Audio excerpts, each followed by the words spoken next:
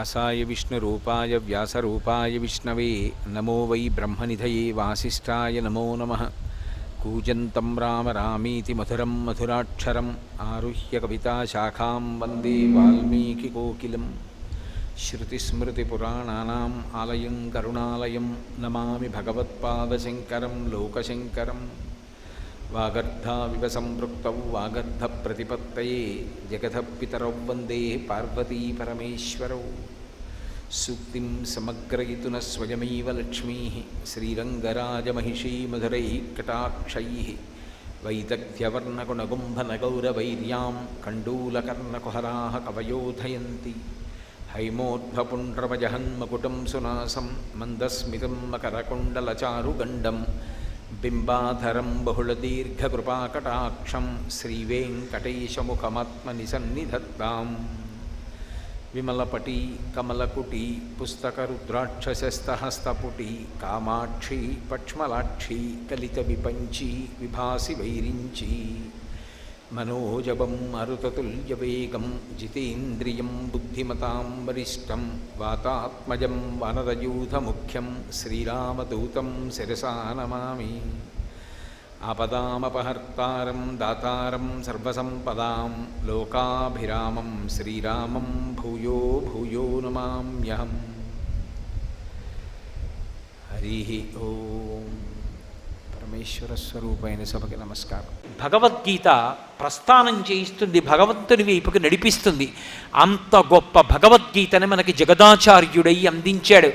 లోకంలో ఎక్కడైనా భగవంతుడు పాశములు విప్పేస్తాడు, కట్లు విప్పుతాడు. శ్రీకృష్ణ పరమాత్మ గొప్పతనం ఏమిటంటే కట్లు వేశాడు. ఎవరికి? ఆఖరికి ప్రతిరోజు సాయంకాలం పశువుల్ని కట్టుకొయ్యలకి దగ్గరికి తీసుకెళ్ళి కట్లు వేస్తుండేవాడు. ఏమైనా కర్మ. లీలాశుకుడు పరవశించిపోయాడు. శ్రీకృష్ణ కర్ణామృతంలో అన్నాడు, గోధూళిధూసరితకోమలగోపవేషం గోపాలబాలక శతైరనుగమ్యమానం సాయం తనే ప్రతిగృహం పశుబంధనార్థం గచ్చంతమచ్యుత శిశుం ప్రణతోస్మి నిత్యం అన్నాడు. రోజు నమస్కరిస్తా. ఎవరికో తెలుసా? గోధూళిధూసరితకోమలగోపవేషం. ఆవుల మంద వెనక నడుస్తున్నప్పుడు ఆవుల యొక్క డెక్కల నుంచి పైకి రేగినటువంటి ధూళి చేత అలంకృతుడైనటువంటి చిన్ని కృష్ణుడు అలా వెళ్ళిపోతూ ఉంటే ఆ ఇళ్లల్లో ఉన్నటువంటి గోపకాంతలు వెళ్ళిపోతున్నాడు మళ్ళీ కనపడని చెప్పి, కృష్ణ కృష్ణ మా ఇంట్లో ఈ ఎద్దుని ఆవుని కట్టలేకపోతున్నాను, చాలా బలంగా ఉన్నాయి, లాగేస్తున్నాయి, నువ్వు కొంచెం కట్టవా అంటే చిన్ని కృష్ణుడు దాని పలుపు పట్టుకుని, ఎందుకు వినవు వాళ్ళ మాట, రా అని ఆ చిన్ని కృష్ణుడు దాన్ని బలవంతంగా లాగుతుంటే డొక్కలు అక్కలించుకుపోయి ఉరప్పంజరం కనపడుతుంటే చెమట బిందువులతో తడిసినటువంటి కృష్ణుడు ఆవుల్ని లాక్కొచ్చి గుంజలకి కడుతున్నాడు. నీలాశుకుడు అన్నాడు, అందరి పాశములు విప్పే కృష్ణ, నువ్వు ఆవులకు పాశములు కడుతున్నావు, గోపాల బాలక స్థితికి దిగజారిపోయావు. స్వామి నీ యొక్క అనుగ్రహానికి పరాకాష్ఠ, ప్రతిరోజు నువ్వు ఆవుల్ని కట్టిన సన్నివేశం తలుచుకుని నమస్కరిస్తానయా అన్నాడు. అంతటి మహాద్భుతమైన అవతారం. ఎక్కడో పుట్టడం కాదు. ఏ పాములెరుగక ఏ పారుమేటికి పశుల కాపరి ఇంట పాము కలిగే, ఏ తల్లి చనుబాలు ఎన్నడెడుగని ప్రోఢ తల్లి యశోద చన్నుల పాలు త్రావనిరిగే, ఏ హాని వృద్ధుల నిరుగని బ్రహ్మంబు పొదివిటిలో వృద్ధి పొందనుందే, ఏ కర్మములు లేక వెలయునొక్కడికి ని జాతకర్మంబులు సంభవించే, ఏ చదువులనైన ఇట్టిట్టిదనలాని అర్థం అవయవములయందు అందముందే, ఏ తపములనైన ఎలమి పండని పంట వల్లవీజనముల వాడపండే. ఏమీ తెలియనటువంటి గోపాల బాలురు గోపకాంతలు మొలకడిగితే తలకడిగితే మొలకడగరు. అటువంటి వారి మధ్య ఆడుకున్నాడు. వాళ్ళందరూ తన్నారు, గుద్దారు, కౌగిట చేర్చుచు చెట్టపట్టుచున్ తన్నుచు గుద్దుచున్ నగచు తద్దయు కైవడి కూడియాడుచున్ మన్నన చేయు వల్లవ కుమారుల భాగ్యము విత్తయొప్పునే అన్నాడు బ్రహ్మగారు. ఏమదృష్టమయ్యా! పరిపూర్ణావతారం, రాశీభూతమైన బ్రహ్మము తెలియదు వాళ్ళకి. గోపాల బాలురు పట్టుకుంటున్నారు, కౌగులించుకుంటున్నారు, గుద్దుతున్నారు, తంతున్నారు, మీద పడుతున్నారు, సద్యన్నం తింటున్నారు, కృష్ణుడికి పెడుతున్నారు, కృష్ణుడు తింటున్న సద్యన్నం వాళ్ళకి పెడుతున్నాడు. వాళ్ళకన్నా అదృష్టవంతున్నా నేను, ఎందుకు ఈ దిక్కుమాలిన బ్రహ్మ పదవి నాకొద్దు, తీసేయి. ఎన్నడునైన యోగి విభులెవ్వని పాదపరాగమింతయున్ కన్నుల కానరట్టి హరి. మహానుభావుడు ఆయన యొక్క ఆయనతో తిరుగుతున్నటువంటి ఈ గోపాల బాలకులలో ఎవరిదైనా ఒక్కడి పాద రేణువులు నా తల మీద వేసుకునే అదృష్టమి నాకు ఈ బ్రహ్మపదవి తీసేయి. అహోభాగ్యం అహోభాగ్యం నందగోప వ్రజౌకసాం యన్మిత్రం పరమానందం పూర్ణం బ్రహ్మ సనాతనం అంటాడు వ్యాసుడు మూలంలో. ఎంత అదృష్టవంతులయ్యా వీళ్ళు, పరబ్రహ్మంతో ఆడుకుంటున్నారంటాడు. అటువంటి పరిపూర్ణావతారం కృష్ణావతారం. కృష్ణావతారంలో లీలలే లీలలు. కృష్ణావతారానికి ఉన్న గొప్పతనం ఏమిటంటే మనం కష్టపడి కృష్ణుడి దగ్గర మనసు పెట్టక్కర్లేదు, కృష్ణుడే మన మనసు లాగేస్తాడు. అది ఆ అవతారానికి ఉన్న గొప్పతనం. మీరు తెలిసి కానీ తెలియక కానీ కృష్ణలీలలు విన్నారనుకోండి, అవి ఏదో సరదాగా విన్నా సరే మన మనస్సుని లాగేస్తాయి, వశం చేసేసుకుంటాయి. వశం చేసేసుకుని లోపల అర్థం అవనివ్వండి, అర్థం కానికపోనివ్వండి, బయట లీల వింటే చాలు అసలు అబ్బా ఎంత పరవశంగా ఉంటుందో. ఇన్ని మాటలు చదవనివ్వండి, భాగవతం దశమస్కంధం చేసి ఆ కృష్ణలీలలు చదువుతుంటే ఎంత ఆనందంగా ఉంటుందో. ఏమి కృష్ణలీలలు రా అనిపిస్తుంది. ఎంతమంది ఎన్ని రకాలుగా దర్శనం చేసి పొంగిపోయారు. వ్యాసుల వారు దర్శించారు, అంతకన్నా పోతన గారు, అంతకన్నా మధుసూదన సరస్వతి, అలాగే మహానుభావుడు లీలాశుకుడు ఎంతమంది ఎన్ని దర్శనం చేశారో. అసలు ఆ కృష్ణలీలలు ఎవరో కొంతమందికి కనపడడం కాదు, ఉపాసన చేసిన ప్రతి వాళ్ళకి ఇప్పటికీ బాలకృష్ణుడిగా దర్శనమిస్తూనే ఉంటాడు. అందుకే పెద్దవాడైపోయిన కృష్ణుడి కన్నా బాలకృష్ణుడిగానే ఇష్టపడతారు. యశోదకి బాలకృష్ణుడి ఇష్టం. ఆశ్చర్యం ఏమిటో తెలుసా, రుక్మిణీదేవికి ఎవరిష్టం అంటే బాలకృష్ణుడి ఇష్టం. లోకంలో ఏ ఆడది కూడా మా ఆయన చిన్నప్పుడు ఎలా ఉన్నారో అది నాకు ఇష్టం, అలా ఉంటే బాగుండేది అంటుందా? అనదు. కానీ రుక్మిణీదేవి ఏమడిగిందో తెలుసా, మీరు పెద్దవారు అయిపోయిన తర్వాత ఈ రాయబారాలు, ఈ సారథ్యాలు, ఈ రాజకీయ వ్యూహ రచనలు, అబ్బబ్బా వీటికన్నా మీరు బాలకృష్ణుడిగా ఉన్న లీలలు చాలా బాగుంటాయి. మీరు పెద్దవారిగా ఇంట్లో తిరుగుతున్నప్పుడు ఉన్న తృప్తి కన్నా బాలకృష్ణుడిగా ఒక్క మూర్తి చేయించి తెచ్చి నాకు పెట్టండి, చూసి సంతోషిస్తానంది. అంటే అసలు ఆ బాలకృష్ణ లీలలు ఎంత గొప్పవో చూడండి. అప్పుడు విశ్వకర్మని పిలిచి చేయించాడు బాలకృష్ణుడి మూర్తిని. ఆ మూర్తే ఒకానొకప్పుడు విదేశీయులు ఓడలో తీసుకెళ్ళిపోతున్నారు, చందనపు దుంగలో పెట్టి తీసుకెళ్ళిపోతుంటే బ్రహ్మాండమైన వర్షం వచ్చి ఓడ ఊగిపోతుంది. ఓడ ఊగిపోతున్న సమయంలోనే మధ్వాచార్యుల వారు ఒడ్డున వెళ్ళిపోతున్నారు. చూశాడు ఓడలో ఉన్నటువంటి విదేశీ నావికుడు, ఈ దేశంలో మహాత్ములు అంతటి గొప్పవారు ఉంటారు, ఎవరో వెడుతున్నారు ఒడ్డునని ఓడలోంచి అరిచాడు, అయ్యా రక్షించండి రక్షించండి, ఓడ మునిగిపోతోంది తుఫాన్లోనని. విన్నారు మధ్వాచార్యుల వారు, ఉత్తరీయం తీసి ఒక్కసారి ఇలా ఊపారు, అంతే తుఫాన్ ఆగిపోయి ఓడ నిలబడింది. ఆయన ఒడ్డుకి ఈత కొట్టుకుంటూ వచ్చిన ఓడలోకి వచ్చి మీకు కావలసింది తీసుకోండి అన్నాడు. నాకేం కావాలి, నాకేం అక్కర్లేదన్నాడు. ఏదో ఒకటి ఒక్కసారి రండి నా ఓడకన్నాడు. వెళ్ళారు. ఆయనకు ఆ చందనపు దొంగ చూడగానే అర్థమైంది ఇందులో కృష్ణుడు ఉన్నాడు. రుక్మిణీదేవి కోసం కృష్ణ పరమాత్మ చేయించి ఇచ్చినటువంటి బాలకృష్ణమూర్తి. దాన్ని తీసుకొచ్చి మహానుభావుడు పుష్కరిణిలో స్నానం చేయించి ఉడిపి క్షేత్రంలో ప్రతిష్ఠ చేశారు. ఇవాళ ఉడిపి క్షేత్రంలో ఉన్న బాలకృష్ణుడు మధ్వాచార్యుల వారు తీసుకొచ్చినటువంటి కృష్ణ పరమాత్మ రుక్మిణీదేవికి బహూకరించినటువంటి బాలకృష్ణమూర్తి యొక్క మూర్తి. అంత గొప్ప మూర్తి ఉడిపి కృష్ణ భగవానుడు. ఆ బాలకృష్ణుడి లీలలు అంత గొప్పగా ఉంటాయి. ఆ కృష్ణాష్టమి తిథిని అందుకే అంత భక్తి ప్రపత్తులతో చేస్తారు. నేను ఇంత చెప్పిన తరువాత నేను ఆ బాలకృష్ణుడి లీల మనసుని ఎలా లాగుతుందన్న దానికి ఒక ఉదాహరణ చెప్పకుండా ఉండలేను. లీలాశుకుడు అనుభవిస్తాడు.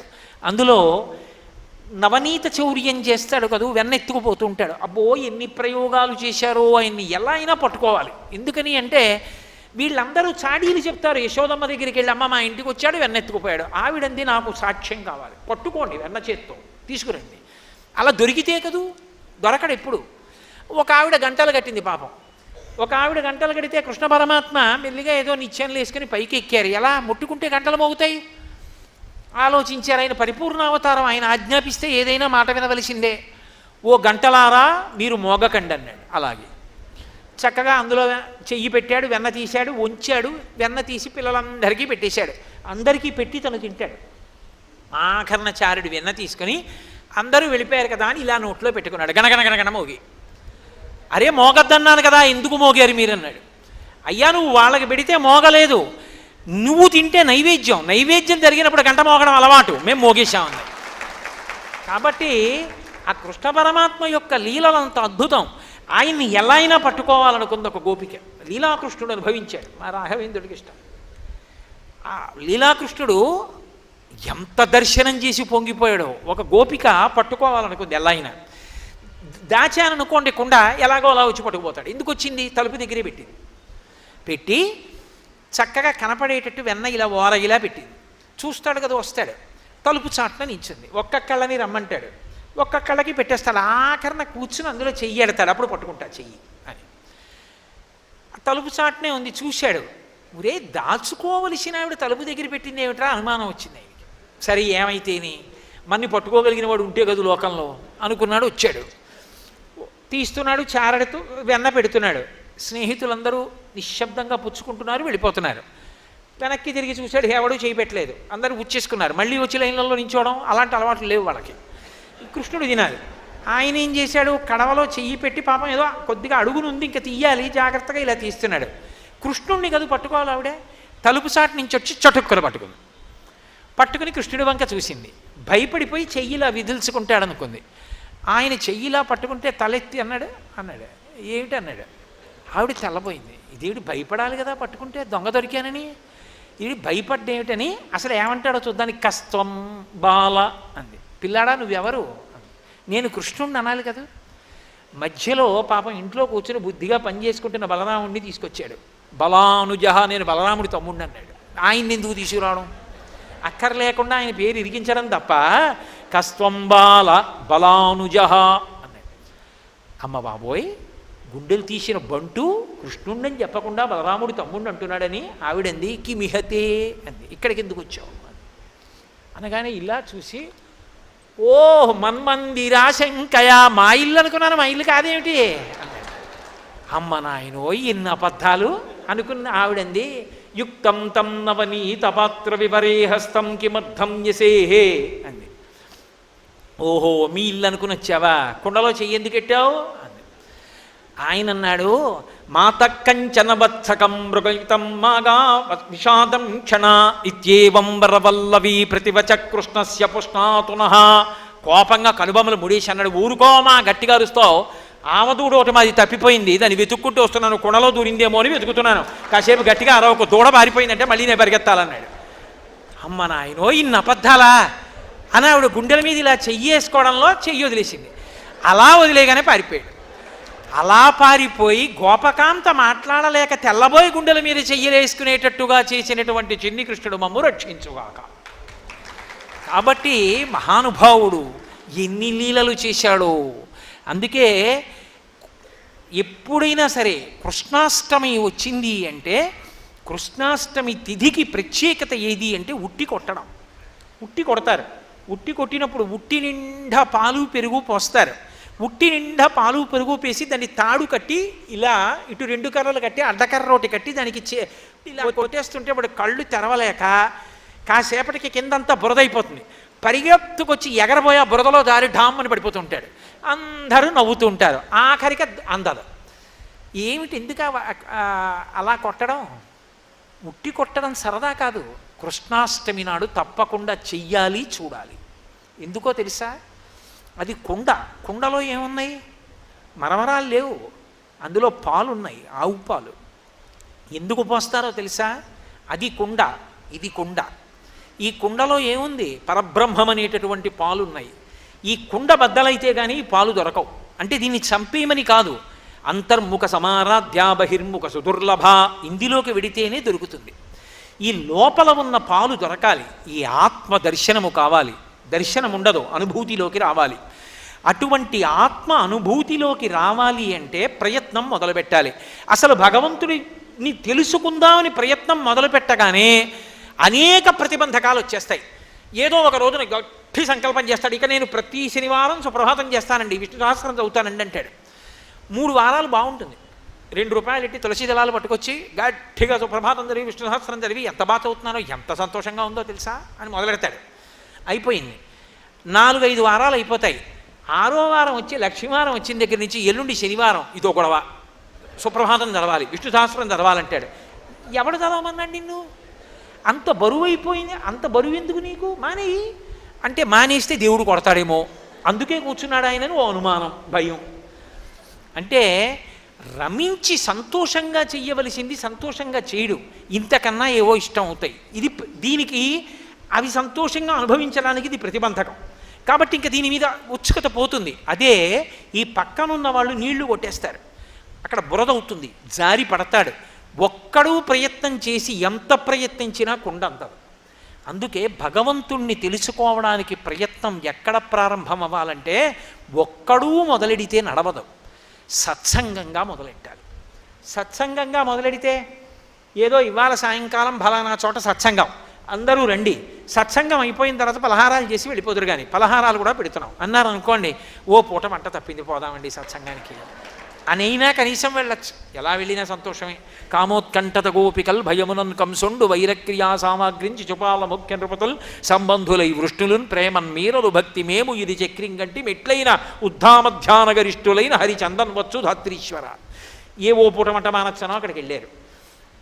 ఇప్పుడు వాళ్ళందరూ విష్ణు సహస్రనామం చదువుతున్నారు. ఈయనకి రాదు పాపం. రాకపోతే కనీసం పక్కవాడి వంక చూసి ఆ చదివిస్తున్నాయని ఇలా చూస్తున్నాడు అనుకోండి, ఏమిటో నువ్వు ఒక్కడే చదవట్లేదని కొంచెం సిగ్గుపడిపోయి, ఏమిటో ఇదో పెద్ద గొడవ కింద ఉంది, విష్ణు సహస్రనామం మనకి రాదు, వీళ్ళందరూనేమో గడగడగడగడగడగడ చదివేస్తున్నారు చక్కగాను, లేదు నేను నేర్చుకోవాలి శ్రద్ధ. కానీ కనీసం ఇంటికి వెళ్ళి ఏం చేస్తాడు, ఎంఎస్ సుబ్బలక్ష్మి గారు పాడిన విష్ణు సహస్రమో పెట్టుకుని జాగ్రత్తగా బ్రహ్మణ్యో బ్రహ్మకృత్ బ్రహ్మ బ్రహ్మ బ్రహ్మ వివర్ధన బ్రహ్మవిద్ బ్రాహ్మణో బ్రహ్మీ బ్రహ్మజ్ఞో బ్రాహ్మణ ప్రియ బాగా నేర్చుకుంటాడు.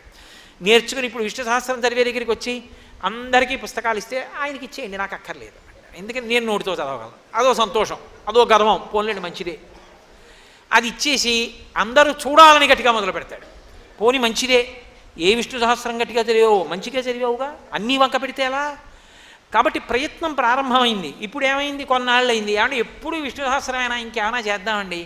సరే అయితే వచ్చే వారం భజన చేద్దాం. అందరూ కూర్చున్నారు, ఒకటి కంజేరీ పట్టుకున్నాడు, ఒకటి చిడతలు పట్టుకున్నాడు, ఒకడేదో హార్మోని పట్టుకున్నాడు, ఒకటి తబలా పట్టుకున్నాడు, మిగిలిన వాళ్ళని జై జయశంకర హర హరశంకర జై జయశంకర హర హరశంకర భజన చేస్తున్నారు. ఏమీ అక్కర్లేదు, చేతులు కొట్టుకుంటూ గట్టిగా అరుస్తున్నాడు. భజనకున్న లక్షణం ఏమిటో తెలుసా? మీరు గంట సేపు జై జయశంకర హర హరశంకర జై జయశంకర హర హరశంకర అనేసి వెళ్ళిపోతున్నారు అనుకోండి, ఇంటికి శుభ్రంగా పలహారం చేసి మోటార్ సైకిల్ మీద భార్యని ఎక్కించి వెళ్ళిపోతూ జై జయశంకర హర హరశంకర జై జయశంకర హర హరశంకర అంటాడు. ఎందుకని నోటిని పట్టుకుంటుంది. అది కొన్నాళ్ళు పోయాక ఏం చేస్తాడంటే వారానికి ఓ రోజే సత్సంగం, మనం ఇంట్లో కూర్చుని మనం కూడా జై జయశంకర హర హరశంకర అందం కాసేపు అంటాడు. భజ గోవిందం గోవిందం భజ మూఢమతే అని కాసేపు భజన. భజనలో ఏమవుతుందంటే అందరూ కలిసి చేస్తారు, అదో సంతోషం. కొన్నాళ్ళు అయ్యాక నేను కంజరీ నేర్చుకుంటానంటాడు. కనీసం నేను ఆ తాళం వేయడం నేర్చుకుంటాను. ఎంత చక్కగా వాళ్ళు స్పీడ్ అందుకున్నప్పుడు ఇతను కూడా చక్క చక్క చక్క చక్క చక్క చక్క వాయిస్తుంటే ఎంత బాగుందో చూడడానికి, నేను నేర్చుకుంటానని తను మొదలెడతాడు. ఒక్కొక్కటై ఆఖరికి ఆ సత్సంగంలో ఆ భజన బృందం ప్రత్యేకంగా ఆహ్వానించబడి ఇతర ఊళ్ళకి వెళ్ళి భజనలు చేస్తూ ఉంటుంది. ఆఖరికి బ్రహ్మోత్సవాల్లో తిరుపతి దేవస్థానంలో వెంకటేశ్వర స్వామి వారి ముందు మేము భజన చేస్తూ తిరిగా మాడ వీధుల్లో, ఓ సంతోషం. ఇప్పుడు ఏమైంది, 10 మందితో కలిసి మొదలెట్టావు. కొన్ని 10 మందితో చెయ్యాలి, కొన్ని ఒక్కడివే చెయ్యాలి. నువ్వు రథం లాగుతున్నావు, అందరితో కలిపి లాగాలి. మీ అందరి పక్క తప్పకుండా నేను లాగేస్తాను అనకూడదు. ఉత్సవం జరుగుతోంది, అందరితో పాటు నువ్వు పాల్గొనాలి. కోలాటం ఆడాలి, నువ్వు అందరితో కలిసి ఆడాలి. ఆకలి వేసింది, నువ్వు ఒక్కడివి తినడం నేర్చుకోవాలి. వాళ్ళందరినీ అడిగి రెండప్పుడు తింటాను, పాపం నేను కోలాటం ఆడాను వాళ్ళతో అనకూడదు. నీకు ఆకలి వేస్తే నువ్వు తిను, నీకు నిద్ర వస్తే నువ్వు పడుకో, నీకు దాహం వేస్తే నీళ్లు తాగు. రథం లాగితే అందరితో కలిపి లాగు. కొన్ని అందరితో కలిసి చేసి ఆ తరువాత మనసు నిలబడడం వచ్చిన తరువాత ఒక్కడివి చేయడం మొదలుపెట్టు. అప్పుడు ధ్యానం చెయ్యి, జపం చెయ్యి. మనసు మెల్లిగా భగవంతుడి యందు నిలబడడం మొదలై విచిత్రం ఏమవుతుందో తెలుసా? సంఘం వదిలేస్తుంది. వద్దబ్బా, ఒక్కడిని కూర్చుని ధ్యానం చేసుకోవడంలో ఎంత ఆనందం ఉందో అంటాడు. అందరికీ దూరంగా ఒక్కడు కూర్చుని ఆ ధ్యానం చేసుకుని పరవశించిపోతాడు. ఇది నిరూపించడమే కృష్ణాష్టమి నాడు ఉట్టి కొట్టడం. మళ్ళీ వెనక్కి రండి. ఎందుకు ఉట్టి కొట్టడం? ఒక్కడు కొట్టడు, ఇన్ని ప్రతిబంధకాలు ఉంటాయి, కొట్టలేడు. అప్పుడు ఏం చేస్తారో తెలుసా? పిల్లలందరూ కలిసి చెయ్యి కలిసి పట్టుకుంటారు. పట్టుకుంటే వాళ్ళు ఏం చేస్తారంటే ఈ చెయ్యి మధ్యలో వెనక నుంచి ఎక్కకూడదు, ఎదురువైపు నుంచి ఏం చేస్తారంటే వీడి 2 చేతుల్లో కాళ్ళేసి ఒకడెక్కుతాడు, అవతలవాడి 2 చేతులు ఆ 2 చేతుల్లో కలిపి ఒకడెక్కుతాడు. వీళ్ళు పట్టుకుంటారు పడిపోకుండా. మళ్ళీ వాళ్ళ 2 చేతుల్లోకి ఇంకోటి ఎక్కుతాడు. అలా పైకి ఒక్కడెక్కి నిలబడతాడు. ఇప్పుడు వీళ్ళందరూ కలిపి జాగ్రత్తగా నడిచొస్తారు. ఉట్టి ఎంత ఎత్తు లాగుతావు వీళ్ళకి అందకుండా, పైన కర్ర ఉంది అక్కడ వరకే లాగ్గలం. ఇప్పుడు వాడు ఆ పైవాడు ఏం చేస్తాడంటే అక్కడికి వచ్చి నిలబడి కొట్టడం, అందరినీ చూసి నవ్వుతాడు. ఏరా లాగు ఉట్టి అంటాడు. ఎక్కడికి లాగుతావు ఇప్పుడు? కొట్టు నీళ్లు నా మీద అంటాడు. ఎన్ని కొడతావు? వాడికి కింద పడ్డావు. కానీ కింద వాళ్ళు వదిలేస్తే మాత్రం వాడు పడిపోతాడు. చెయ్యి పట్టుకు ప్రయాణం చెయ్యి, ఒక్కడివి ఉట్టి దగ్గరే నిలబడు, ధైర్యంగా ఉట్టి కొడతాడు. కొట్టాక ఏమవుతుంది? ఆ పాలన్నీ వచ్చి వాడి మీద పడతాయి, కింద వాళ్ళ మీద పడతాయి. అంటే ఈ కుండ బద్దలై అన్న మాటకు అర్థం ఏమిటంటే, దీని అసత్యత్వము తెలిసి ఇది ఋతుమంతమై సాధనకి కేంద్రమై లోపల ఉన్న బ్రహ్మము అనుభవంలోకి రావడానికి 10 మందితో కలిసి మొదలుపెట్టి ఒక్కడివిగా చేరుకోవడం నేర్చుకో అని చెప్పడం, ఉట్టి కొట్టడం. ఇది జగద్గురువైనటువంటి కృష్ణుడి అనుగ్రహంగా మనకు అలవాటవుతుంది. 2, కృష్ణాష్టమి నాడు కృష్ణ భగవానుడికి అంత పూజ చేసి అన్ని నైవేద్యాలు ఎందుకు పెడతారో తెలుసా? ఈ దేశానికంతటికీ కృష్ణుడు ఒక గొప్ప సందేశాన్ని ఇచ్చాడు. ఎవరైనా సరే సంతోషాన్ని కోరుకుంటారు. కాసేపు అబ్బా ఏమిటో విసుగెత్తిపోతుందండి, సంతోషంగా ఉంటే బాగుండు, ఏం చేస్తాం? టీవీ పెట్టుకుంటాం. ఏం చేస్తాం? సినిమాకి పోతాం. వెళ్ళేమంటాం? ఏవో 100 రూపాయలు పాడు చేశాం కానీ ఉందండి అందులో, అది తెలుసుకోవడానికి 100 రూపాయలు అయింది. ఇవాళ ఏం వార్తలు లేవు అని తెలుసుకోవడానికి 4 రూపాయలు పెట్టి పేపర్ చదవాల్సి వచ్చింది 2 గంటలు. కానీ ఇందులో ఏముంది అన్న భావన ఉండదు. అసలు మనిషి సంతోషాన్ని పొందాలి అంటే ఏం చెయ్యాలి అంటే ఇతరులకు సేవ చెయ్యాలి. అందుకే మీరు కృష్ణలీలలు చూడండి, కృష్ణలీలలన్నీ పరోపకారములే. కాళీయమర్దనం చేయనివ్వండి, లేకపోతే బకాసుర సంహారం చేయనివ్వండి, కపిద్ధాసుర సంహారం చేయనివ్వండి, తృణావర్తోపాఖ్యానం చూడండి. ఆయన ఎప్పుడూ ఎవరికో మేలు చేయడానికి రాక్షస భంజనం చేస్తుంటాడు. అది సేవ కాదా? మరి సేవ చేసి కృష్ణుడు సంతోషంగా ఉండేవాడు, ఎప్పుడూ సంతోషంగా ఉండి వేణు ఊదాడు. నువ్వు కూడా జీవితంలో సంతోషంగా ఉండడానికి కారణం ఎవరికో ఏదో సేవ చేసి సంతోషపడ్డం నేర్చుకో. నేను ఇవాళ ఈ సేవ చేయగలిగాను, అమ్మయ్య చాలు, నా జీవితం సంతోషం, ఇంతకన్నా ఏం కావాలి? 2.5 గంటలు సినిమా చూసి సంతోషించడం కన్నా 2.5 గంటలు నీ కంఠం అలిసిపోయేటట్టుగా భగవంతుడి గురించి చెప్పి సంతోషపడి వెళ్ళిపోవడం నేర్చుకో. నీ జీవితం ధన్యమైపోయింది. 1 గంట సేపు ఏదో విని సంతోషపడిపోవడం కన్నా 1 గంట సేపు విష్ణు సహస్రనామ స్తోత్రాన్ని చదువుకుని సంతోషపడిపోవడం నేర్చుకో. నీ జన్మ ధన్యమైపోయింది. ఓ దేవాలయానికి వెళ్ళి తొడవడం నేర్చుకో, సంతోషపడిపో, దానివల్ల ధన్యమైపోయింది. వారానికి ఒకసారి దేవాలయానికి వెళ్ళి పరమేశ్వరుడికి కట్టి విప్పిన బట్టలు నేనే ఉతికి ఆరేసి ఇస్తాను అని నియమం పెట్టుకుని ఉతికి ఆరేయడం నేర్చుకో, నీ జన్మ ధన్యమైపోయింది.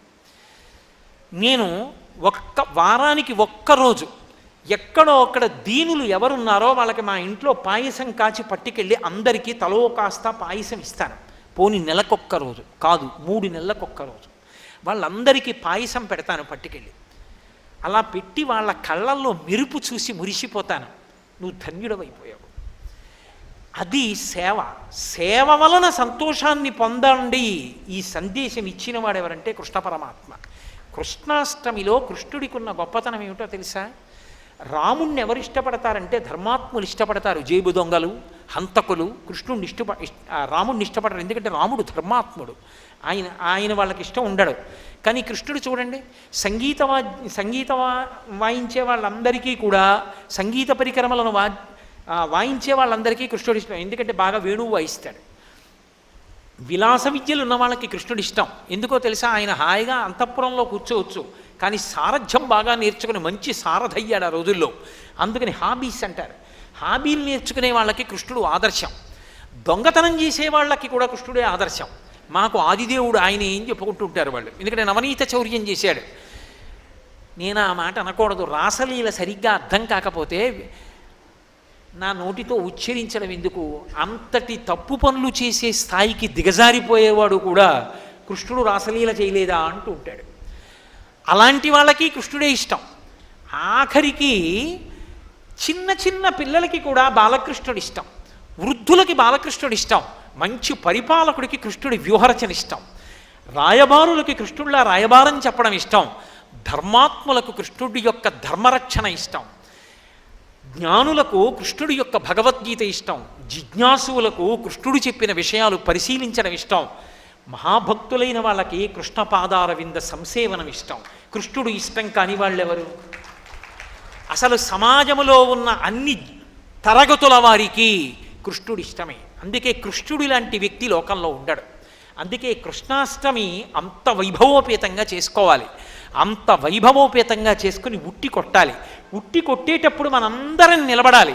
మనందరం నిలబడితే ఆఖరణ కుండ బద్దలవ్వడం, అందులోంచి పాలు కారడం చూసినంత మాత్రం చేత ఎప్పుడో బద్దలవ్వలసిన కుండ చాలా తొందరలోనే, అంటే బెంగపెట్టుకోకూడదు.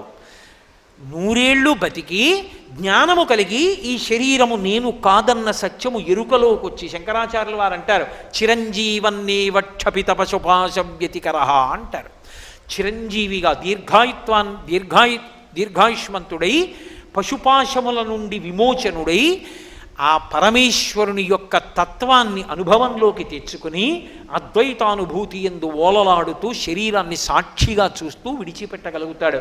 అంతటి స్థితిని కల్పించగలిగినటువంటి అద్భుతమైన నైమిత్తిక తిథి కృష్ణాష్టమి. చిట్ట చివర వచ్చేటటువంటి తిథి పోలామావాస్య అంటారు. పోలాలమావాస్య కాదు, పోలామావాస్య అంటే వృషభ పూజ అని అర్థం. ఆ రోజున ఎద్దుల్ని పూజ చేస్తారు. ఎద్దు దేనికి ప్రతీక అంటే ధర్మమునకు ప్రతీక. అందుకే పరమశివుడు వృషభవాహనారూఢుడై వెడుతూ ఉంటాడు. వృషభవాహనం మీద వెడుతున్నాడు అంటే దానికి గుర్తు ఏమిటంటే ఏదో ముసలి ఎద్దు నిక్కాడు అని చెప్పకూడదు. అది ధర్మానికి ప్రతీక. ఆయన అందుకే రుద్ర అని ఆయనకు ఒక నామం. రుద్రుడు అన్న మాటకు అర్థం ఏమిటంటే ధర్మమునందు అనురక్తి కల్పించువాడు, ధర్మాత్ములను రక్షించువాడు, ధార్మిక జీవనము కలగాలని ఉత్సాహమును పెంపొందించువాడు. అటువంటి వాడు వృషభవాహనారూఢుడై వెడుతూ ఉంటాడు.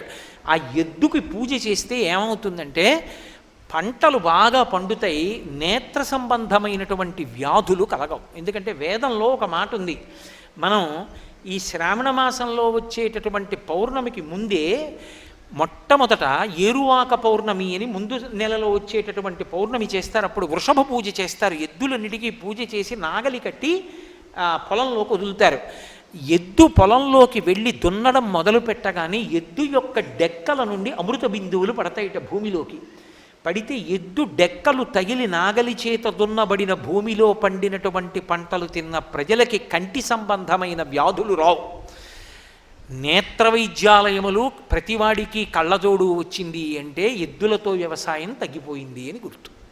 కాబట్టి ఆ ఎద్దు డెక్కల నుండి అమృతస్రావం అవుతుంది. ఎద్దు ధర్మమునకు ప్రతీక. అందుకే ఎవరైనా శరీరం వదిలిపెట్టేస్తే గోవుని అచ్చుసి విడిచిపెట్టేస్తారు. ఎందుకని అంటే ఒక్క ఎద్దుని విడిచిపెడితే అది గోసంతానమునకు కారణమవుతుంది.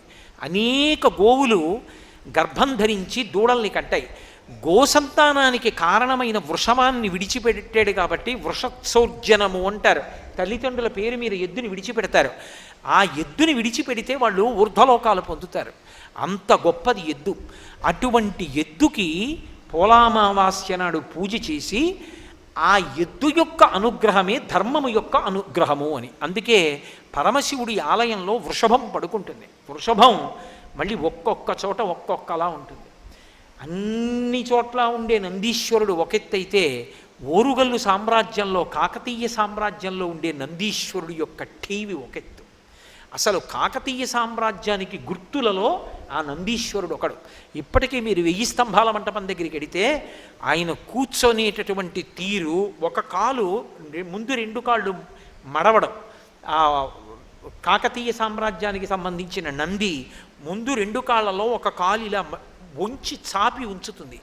ఇలా చూడదు, ఇలా ఉంటుంది. అసలు విచిత్రం ఏమిటంటే మీరు ఓరుగల్లు వెళ్ళి ఇప్పటికీ కూడా 1000 స్తంభాల మంటపంలో నందీశ్వరుడి దగ్గరికి వెడితే మీరు ఎటు వెళ్ళండి నంది మిమ్మల్ని చూస్తాడు. రామప్ప దేవాలయంలో కూడా అంతే. మీరు ఎటు వెళ్ళండి నంది మిమ్మల్నే చూస్తుంది తప్ప మీరు అలా వెళ్ళిపోయి ఇలా ఉన్నవారు అక్కడికి వెళ్ళిపోండి నంది ఇలా మిమ్మల్ని చూస్తున్నట్లు కనపడుతుంది. ఆ శిల్పి చాతుర్యం అలా చెక్కాడు. కాబట్టి ఆ నందీశ్వరుడి యొక్క గొప్పతనం ఏమిటంటే పరమశివుడి వైపు దృష్టి పెడతాడు, ప్రపంచం వైపుకి పృష్ఠభాగం పెడతాడు. అంటే ప్రపంచంతో సంబంధం లేదు, నా దృష్టి ఈశ్వరుడి మీద. వృషభ పూజ దేనికి గుర్తు అంటే నా దృష్టి ఈశ్వరుడి మీద నిలబడి విషయ ప్రపంచాన్ని విడిచిపెట్టాలి, ఆ స్థితి నాకు కలుగుగాక. అందుకే శ్రావణమాసపు లక్ష్మి యొక్క పతాక స్థాయి ఏమిటి అంటే పోలామావాస్య, వృషభ పూజతో పూర్తవుతుంది. కాబట్టి శ్రావణమాసం దక్షిణాయనంలో వచ్చి అందరినీ ఉద్ధరించగలిగినటువంటి కాలం.